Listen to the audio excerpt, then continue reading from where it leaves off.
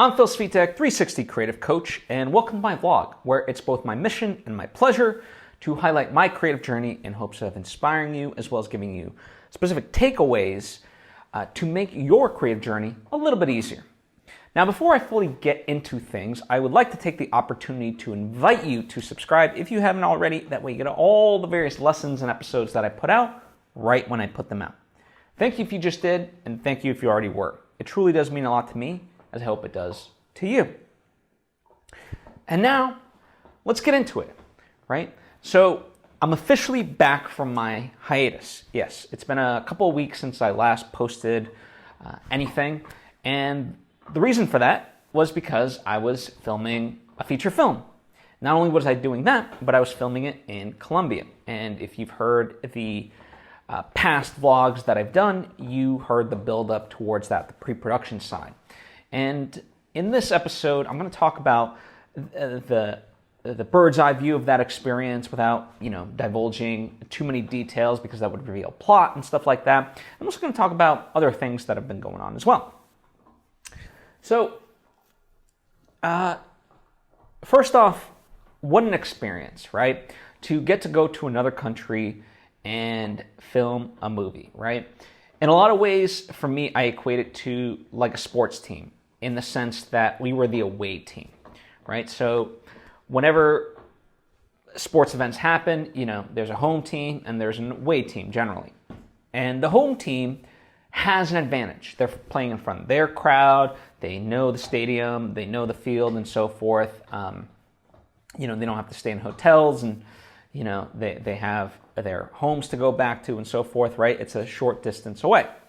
When you're the away team, obviously, it's the opposite of that. It's a lot harder. And for us, filming in Colombia, specifically Bogota, the capital, we're not familiar, right? So we are the away team. And in spite of that just fact itself, we created something very magical.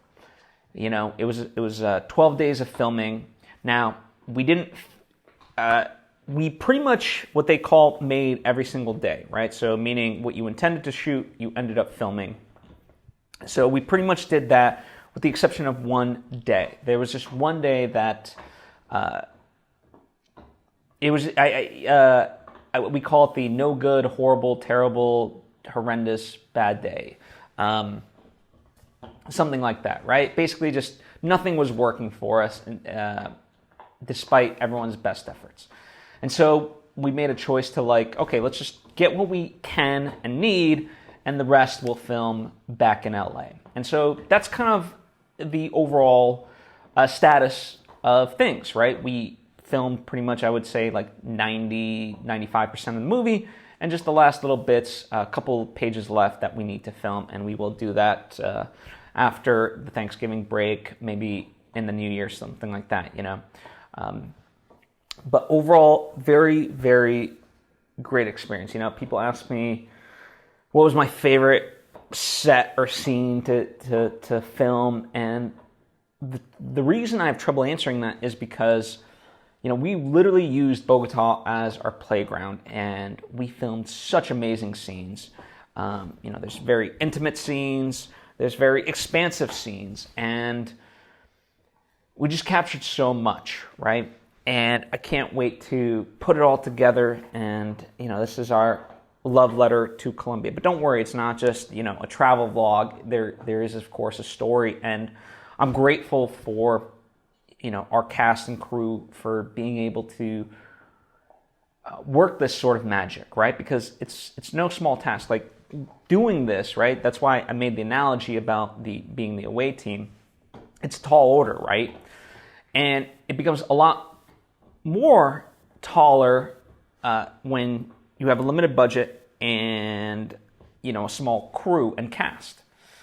But everyone really held their own and put their heart and soul into this movie, and the result shines in each frame, right? So really fantastic. Looking back on it, one of the things I learned about Bogota is basically from morning till about like 1 p.m., it's gorgeous, right? Not a cloud in the sky. It's as sunny as you can imagine. And then from like 1 to 4, it is just absolute downpour. And sometimes hail, right? Like literally it'll just change and all of a sudden you're dealing with this rain and like of biblical proportions. Lightning, thunder, just all that.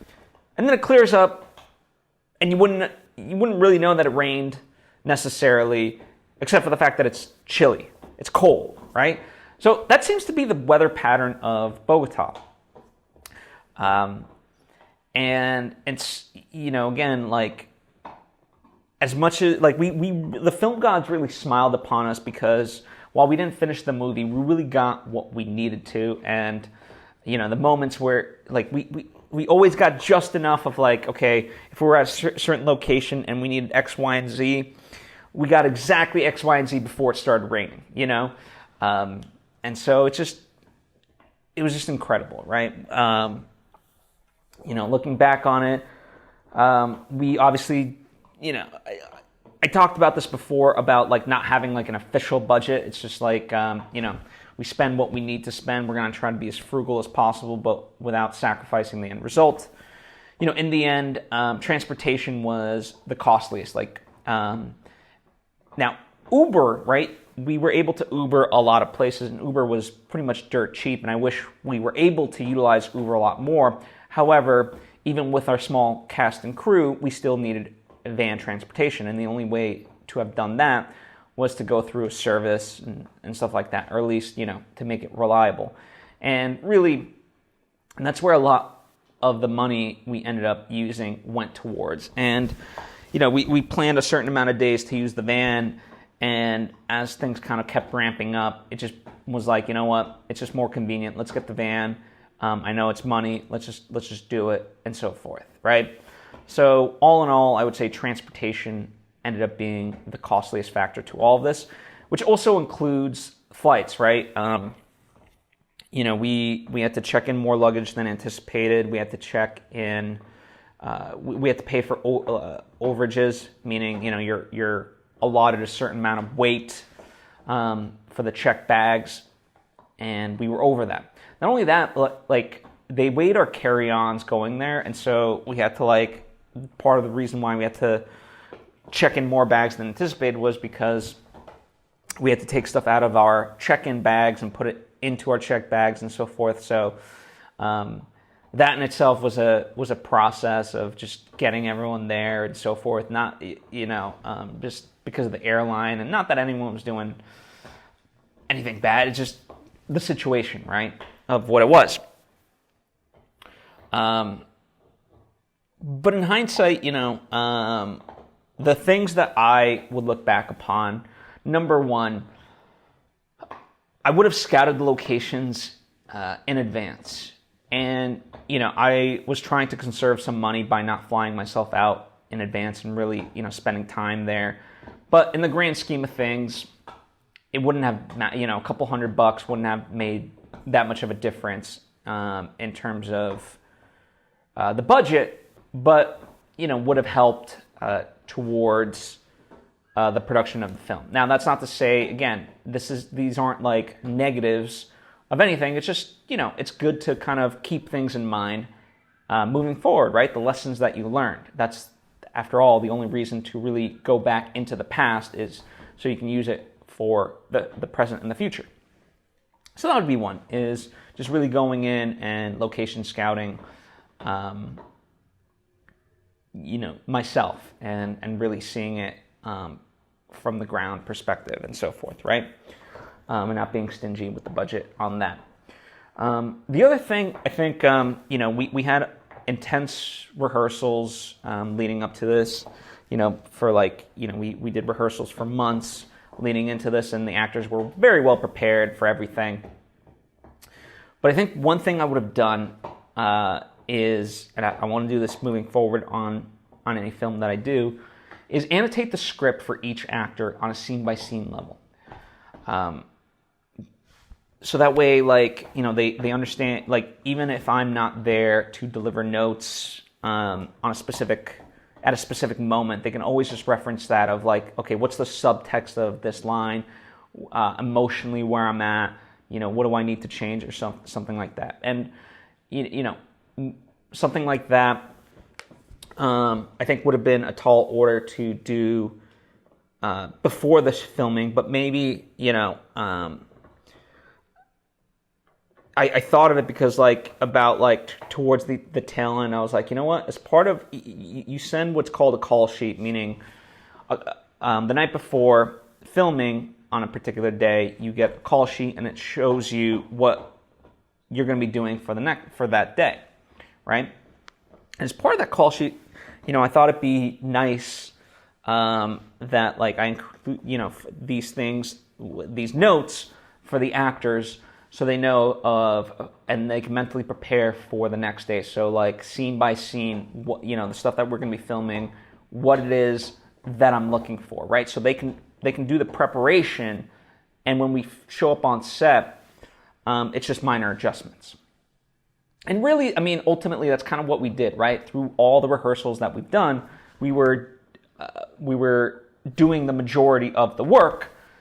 But then on the day of filming, we were making minor adjustments here and there, right? Because obviously of specific blocking, we didn't get a chance to rehearse in the physical spaces that we ended up being in. And obviously when there, creative ideas started to flow of hey, let's do this, let's do that. So we were adjusting, right?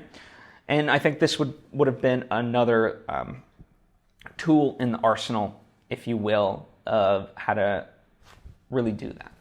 And again, not to say that any of this detracted from the piece, but in general, again, just thinking about what could be and how to improve for next time, right? And then the thing that towards the end that we had to just be mindful of, for some reason, our audio gear just got the crap kicked out of it. We had 5 lavs because there were 5 main actors. And not that all 5 actors were being utilized in every single scene, but obviously there were plenty of scenes where they were. And so that's why we had the 5 lavs.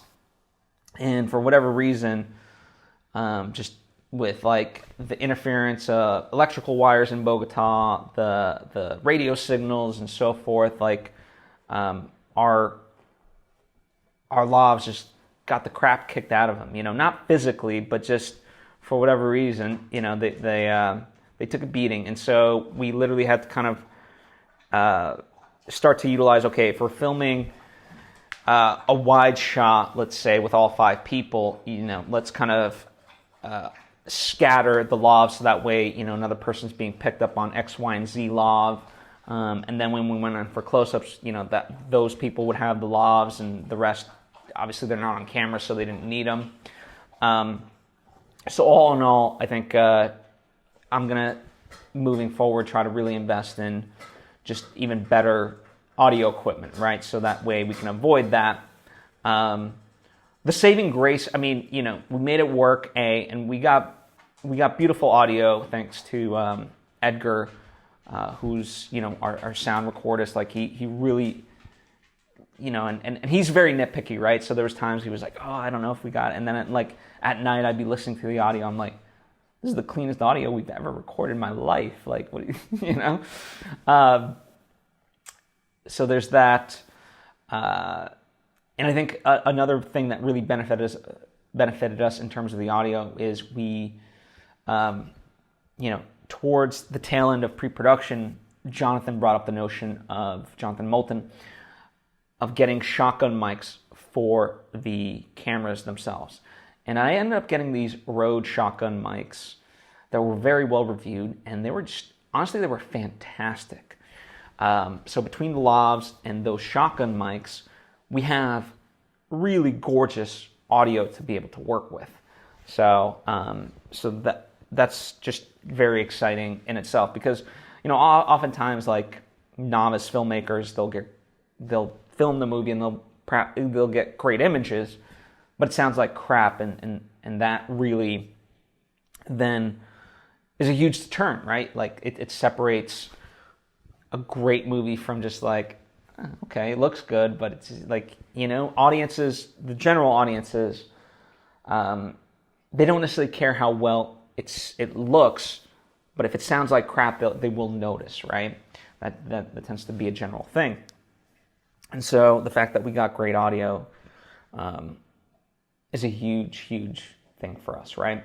And another strategy that we employed was basically after we filmed the scene, they would just do an audio-only take. And that way, it's kind of like doing ADR in the moment. Now, ADR is when, after the movie's edited, if lines need to be replaced because they need to be cleaned up, someone will go in a booth, a soundproof booth, and record it, and it'll get matched in.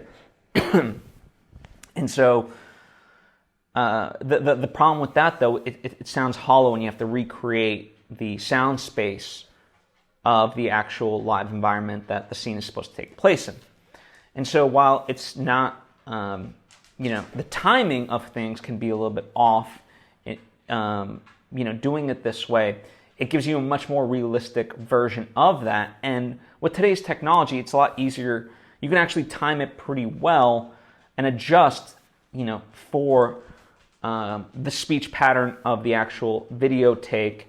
You can just shift the audio to match their lips. It becomes a lot easier. And by doing it this way, again, it'll sound much more natural because you're taking that audio from the live environment rather than the soundproof room, right? So there's that, and I know I'm being kind of very vague about it. I don't want to. I want to save some of the fun stories about production and things like that for a later time. Once for like behind the scenes features and with the actors and so forth. So I'm withholding those. But a lot of great memories. And truly a fantastic group. So let me shout out kind of everyone, right? So Jennifer Smith, who was, came on as our makeup person, as well as assistant director, production assistant, just all around great person to have around and helping, right? Jonathan Moulton, who was basically my co-cinematographer, fantastic guy, really salt of the earth spirit. Kenny Harrison,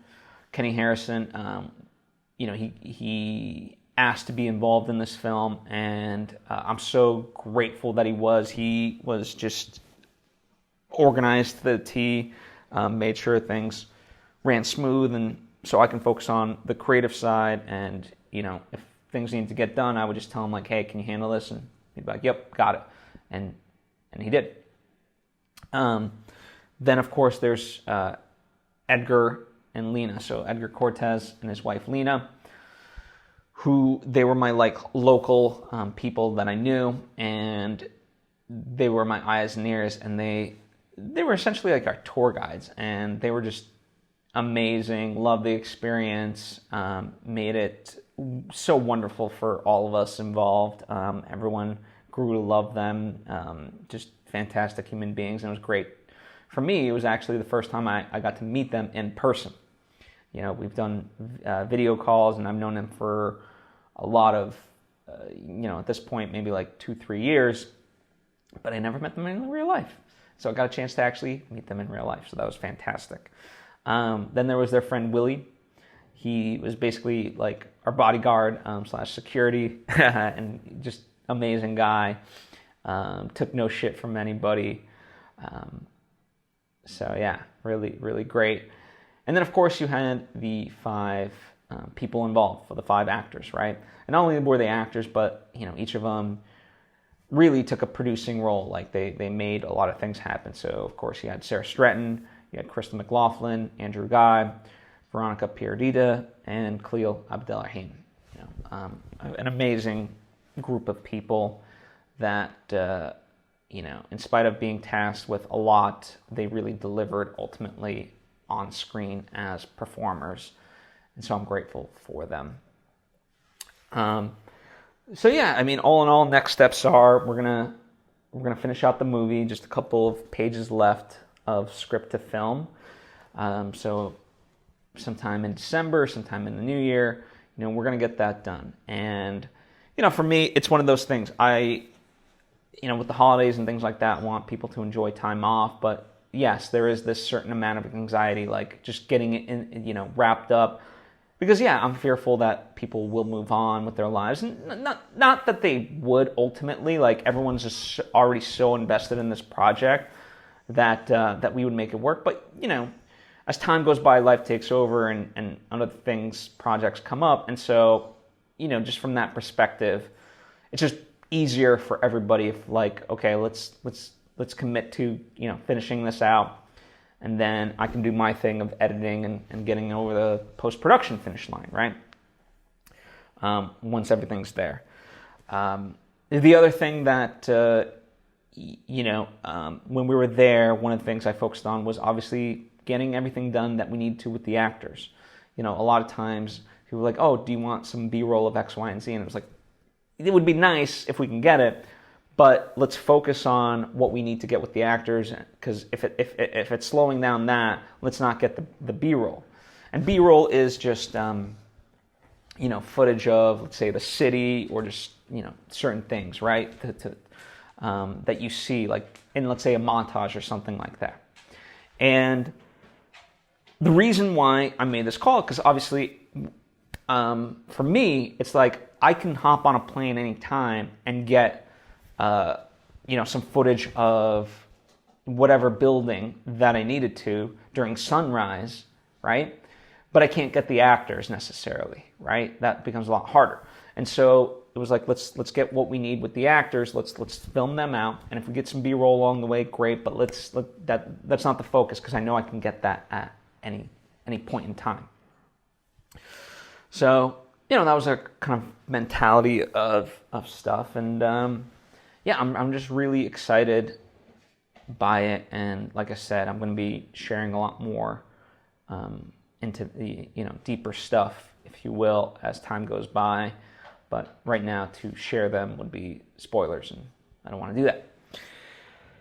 As far as, so that's the next steps for that. But as far as my next steps, I'm very excited. Yesterday, I finished up formatting and sending off my debut novel, right? A novel that I've been working on for a number of years, and I'm excited for it to be available it should be available in the coming days. I'll link to it in the description, and I'll certainly be making an announcement about it on social media. But it's a weird feeling, because it's a creatively, like, I've gone through the journey with this novel, like I've been complete, but now finally for it to be in, like, just then just inches away from the finish line, and then it, when it becomes available to you and everyone else, it's an interesting feeling, because I've been working on it for so long, and I'm excited for it to be out there. So there's that, and in tandem with working on this film, I'm excited to work on my next book and, creatively get something else going. And that's the thing, like this past week, right? So we got back in on Monday night, and, people asked me, like, hey, are you going to, like, take any time off away from the movie before you start, like, really working on it? And the truth of the matter is, I wouldn't have, but just by the sheer nature of it, in terms of editing, what I had to do was create what's called Proxies. So they're lower resolution files that are smaller in the space they take up in terms of gigs. So it's a lot easier and manageable to edit, right? And not only did I have to create those, but I technically have to sync all the audio with the video, right? Line everything up and make sure it matches before I can start editing. Well, the syncing part I'm going to be doing this week. The creating the proxies literally took, basically I wrapped up yesterday, right? Late at night. And that's because there's, we filmed a lot of great footage. It's when you're filming like 4K footage, it's humongous file sizes, and so it takes a while to what they call export these things, right? And so I'm not really doing much besides like telling the computer every couple hours of like, okay, hey, now that you've finished that folder, start on this folder and these specific files, right? So that's kind of the extent of the work that I had to put in for that. So it meant that I had downtime. Now, of course, being back, I had to do my work and get reacclimated to that world. But at the same time, it afforded me to, I thought about my novel, and I was like, okay, well, I have this downtime, so let me just drive this across the finish line finally. So I did that, and I started thinking about other stuff too, that have been kind of on my list, and I was like, all right, let's just go down the list and just get things done. So, the other exciting thing is I updated my Patreon page, so that way, it's something I've had a Patreon page, but I've not really leaned into it. And now I really want to, right? I love the interaction I have through these vlogs and lessons and episodes that I ultimately put out and through social media. But I want to amp that to the next step because I love the more direct interactions I get to have with you and everyone else. And so through the Patreon page, that allows for that, right? It allows that next phase, that next level of things to take form. So, all that to say, I would greatly appreciate if you just checked out my Patreon page and saw what's available to you. If you have any suggestions, always happy to amend things. The link for it is in the description. It's very easy for you. So I've been working on that. Like I said, figuring out what next creative projects I will be working on as I finish out these other ones, and just as a tangent to this whole thing, a lot of the people that I coach or just talk to in general that are artists, they always have these amazing ideas and they're plentiful and so forth, and they don't know where to begin. And the fact of the matter is, you just got to begin somewhere and just do something, right? And so for me, by finishing this novel, by wrapping up production on this film, that essentially opens up more space and I can move on to the next thing. So for me, I have a list of stuff that I want to do. And I never dismiss an idea, but I just put it on the list and just say, okay, that's a great idea, just not right now. And when I finish things off that I'm currently working on, then I get to move on to new stuff, right? And that's the way I view it. So I never dismiss ideas or feel pigeonholed by anything. I just, prioritize and just do a couple at a time and really focus on those until I get them over the finish line or whatever. And then I can move on to the next.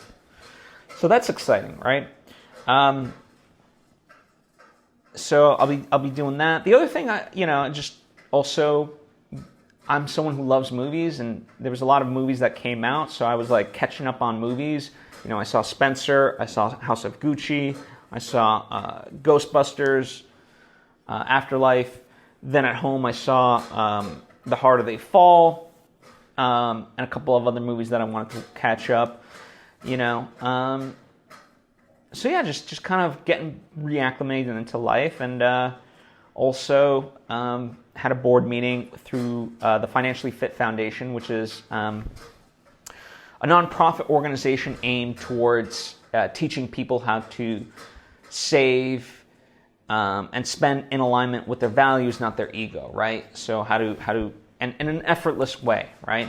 And so I'm really proud of that organization because they personally helped me years ago. And so now the fact that I get to be a board member is exciting. In fact, today we just released how to not go into credit card debt, tips for how to not go into credit card debt during the holidays because we all tend to overspend.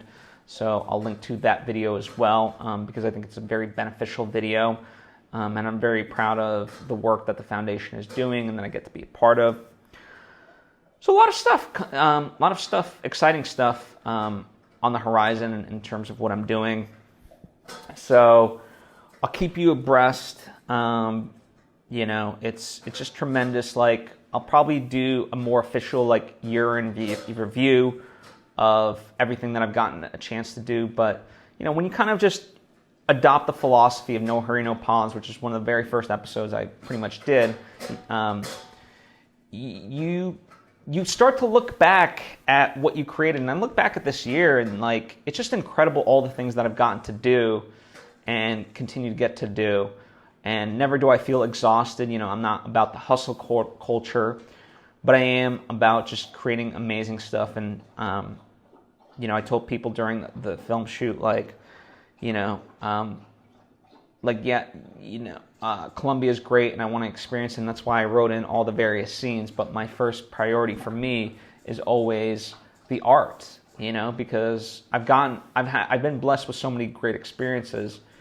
But now I just really want to just create. And so I look forward to that, and that's kind of my North Star in a lot of the things that I do, right? And so I'm excited to just really do that in the coming year. And when I look back at everything that I've managed to do, in the moment, right, we all have this feeling that we feel like we're falling behind, or it's never enough, or that we're not doing a lot. But if you just adopt that philosophy of no hurry, no pause, and you're just making progress, however small, each and every single day, you can look back at something and be quite amazed at what you managed to build. And I'm blown away by this past, and really not even just this past year, but like I made mention of the novel, my debut novel. That's literally years, maybe 5-6 years in the making, and I'm not upset by that fact, because that's just the natural course that it took to get to this point. So just small incremental progress, and great things will come. So thank you for joining me on this episode. As always, if you have any questions or thoughts of your own, please share them down in the comments section, or hit me up on social media at Svitek. The various things that I've talked about are linked in the description, so that way you can get to them a lot faster. I appreciate you. Thank you so much, and hope to see you next time.